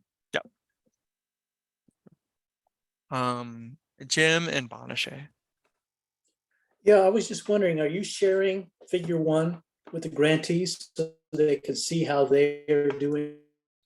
They haven't seen it yet. Other grant? Yeah, that was the chart that plotted all of their spending. Yeah, we haven't shared that with the grantees yet. I created that chart for today's meeting, so they haven't seen it. I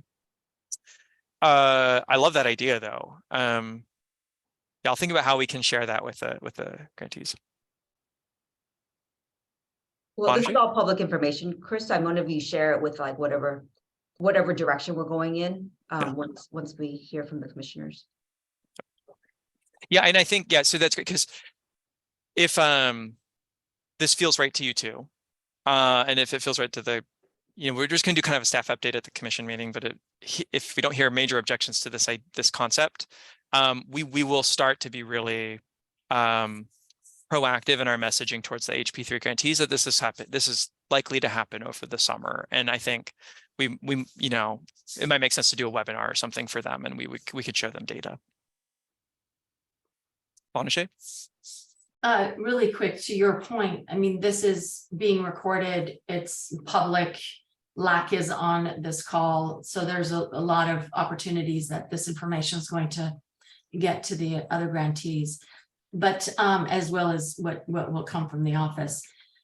My question is about the timing. So I understand it's prudent to look at this by summer, but I'm also just concerned about the reallocation and the time that we have left to the end of this cycle, and that we're going to be in a position where, again, these much needed funds aren't going to be used. So I'm not sure what the answer to that is. I just want to flag that, and I'm sure you all have already discussed it. I see your heads shaking to the affirmative. So I'm not sure what's the best solution, but just really concerned about these funds getting out to the community where it's needed. Yeah, like would waiting to the summer be too long? Because they're that's right. They would be reported just to get so everyone has the same timeline in their minds, to give them 2 more quarters. And Zach from LAC voiced support for this idea of letting them have 2 more quarters to try and catch up on spending and think through what they'll spend before December 2024. And it's still staff's proposals to do it that way. But to your point, giving them 2 more quarters means that they would spend through June, and then they would get about 4 weeks to report to us their spending. It can take 3 to 4 weeks for these small organizations to close their books, to just know how much a project spent. So they would get about a month to actually calculate their spending in Q2 of this year. So we would get data in early August. And that, if we want to give the programs that can absorb more funding at least a year to do it, that funding would need to be reallocated by the end of 2023, preferably even earlier if possible, to give them as much time as possible to spend it down. That might weigh in favor of not doing Dwan had mentioned earlier, like this committee really wanted to do like a fresh RFP process. It could, but that might weigh in favor of not having a whole process whereby they submit brand new projects and they're scoring. Instead, it might support just letting them submit revised budgets for their existing HP3 and formula and HP3 competitive projects with bigger budgets. Like, here's how we'll spend the extra dollars on the work that was already approved, kind of thing. And that could be much faster. But it's good to think about that.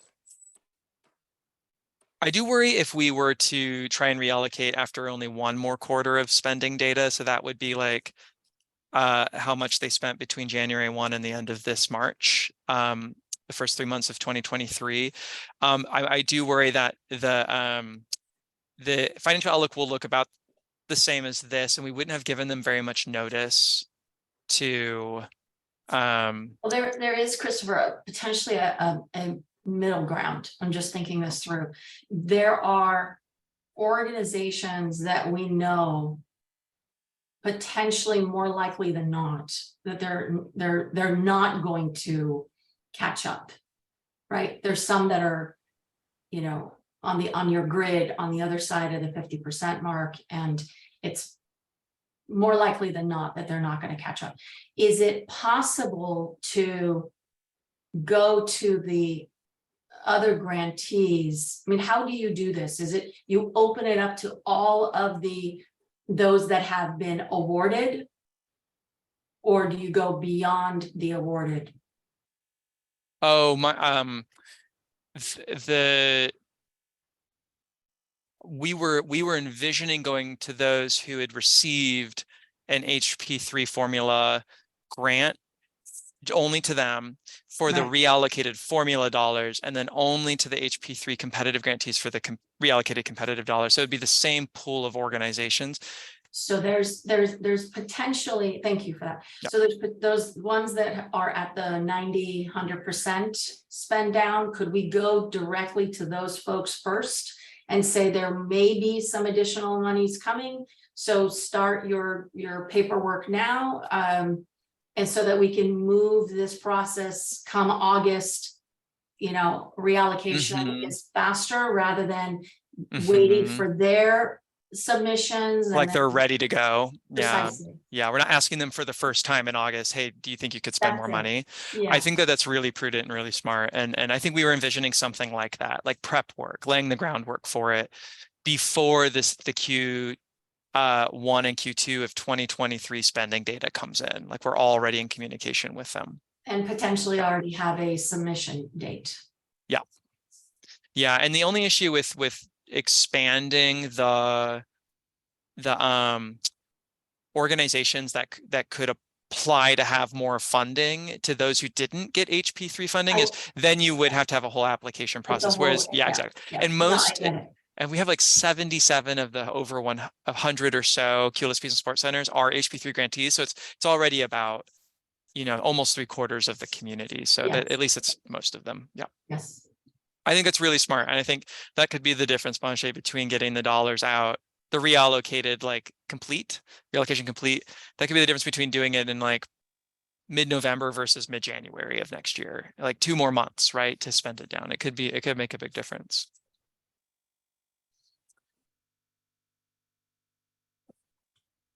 So I'm not hearing any like no one hates the idea. No one hates the idea. Did anybody have any though, like Banche's suggestion about like how to maximize its success, or want to make sure that we do something between now and then that we haven't already described? Well, I just like to chime in. I support the staff's suggestions on this, and I like Banche's addition, especially if you look at your table 1 and concentrate on those early, those programs that are at the 90 to 100% of their actual spend down. That reduces the number of programs to look at, and it looks at the ones that are most closely able to spend it. Although I do notice that most of the dots in that lower right-hand corner, they've got lower amounts. They're the 500,000 or less. And so they might want to look at some of these others that are getting close to $1 million. Well, whether or not they should be targeted also, since they have the larger capacity to spend money.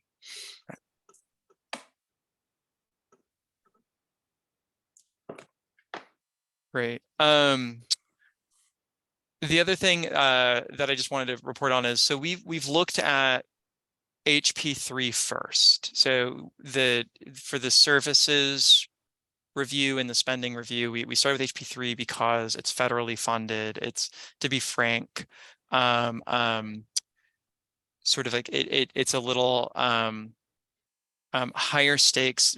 They're comparably high stakes, but the higher stakes specifically, like the Department of Finance wants to make sure that our reports to the U.S. Treasury are precise, that we, if possible, California make the best possible use of these dollars, lest they otherwise go unspent, and then California not be able to spend them in the future, and that sort of thing. So we started with HP3.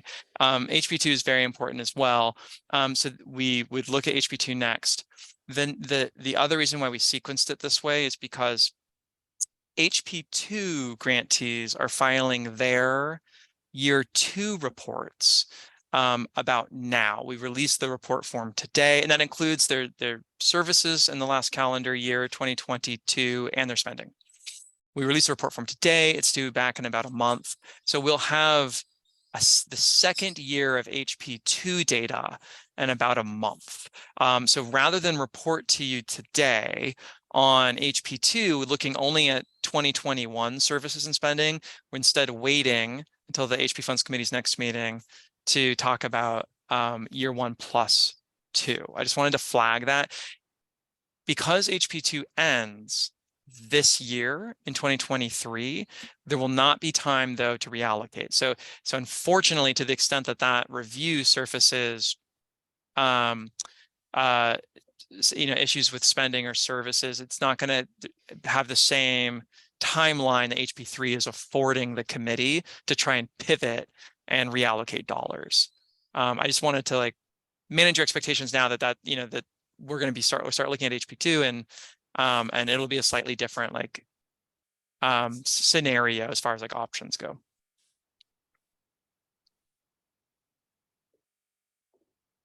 I think the committee's next meeting has now been confirmed for mid-May. Is that right, Jennifer? Okay. So Yes. I need to look at what the timeline is for HP2 grantees to report to us their year 2 HP2 spending and services data to us to make sure we have time to turn around thoughtful analyses for you at that at your next meeting. If possible, I would love for that to happen in May. If it's not possible, then it would go to the very next meeting, but I'm going to try and do it by then.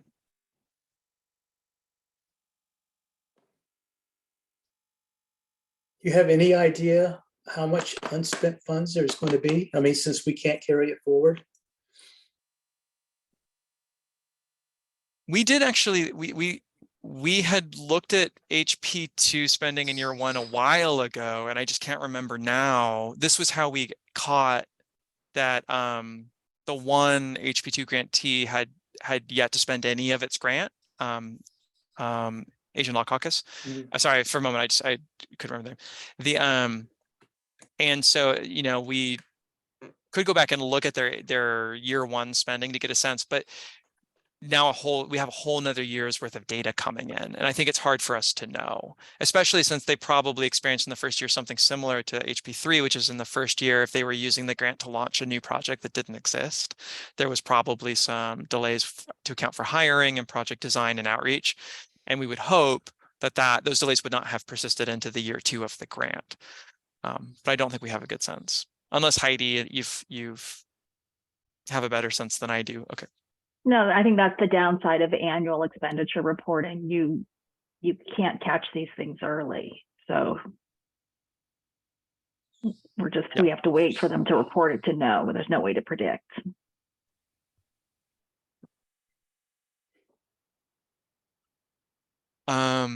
This concludes staff's reports. There's no vote for this one. Just want to make sure we're keeping you up to date. Jennifer, Michael, Dwan, Heidi, is there anything that I missed? My characterization was accurate. Okay, great. Well, I would love to give everyone some time back. I don't want to check it out, but Jim, I'll hand it back over to you. I think we've concluded with staff's piece. Okay, well, do we have any other comments by commissioners? I don't want to hold anyone up, so I'm, don't throw anything at me. But real quick, are we complete on all that there is with respect to the other organizations? There were no other voting pieces, resolutions, proposals. It was only public counsel. Well, can we actually, the vote was not only for public counsel, it was for all of the budgets that were over 25%. So that was for Child Care Law Center and public counsel to approve all of those, was my understanding. The resolution before us was just for public counsel. Am I missing that? Would you mind putting it back up? Yeah. Sorry, let me get to the slide. My memory was it captured Child Care Law Centers well and was noting a special situation for public counsel, but it would be good to see how it was worded. Yes, so because it said that it approves the recommendations for the HP2 and HP3 grant budget revisions. Sorry, can you share your screen just to? Oh my goodness, I'm so sorry. No, that's okay. It's a little easier just to read it with you. Yeah, thank you. I thought I had. Yeah, so you'll see here it says resolved that the Legal Services Trust Fund Commission Homelessness Prevention Committee recommends to the commission that it approve the recommendations for HP2 and HP3 grant budget revisions And that captures That's right. CCLC as well as public counsel. Thank you, Jennifer. Thank you. Jim, I'll hand it back to you. Okay, well, hearing no other comments, then I suggest we adjourn the meeting. And Banashe and Chris Schreiber, I'm going to be sending you an email right after this meeting with a personal request, but I don't want to make it the public meeting, so be on the lookout. Yeah. Thanks. And thank you from OANI to, I don't think they're on anymore, but public counsel for sticking around for so long to be able to answer questions. Thank you all. Well, thank you for all the hard work. Thank you. Have a good afternoon, everybody. You as well. Thank you. Bye. Bye.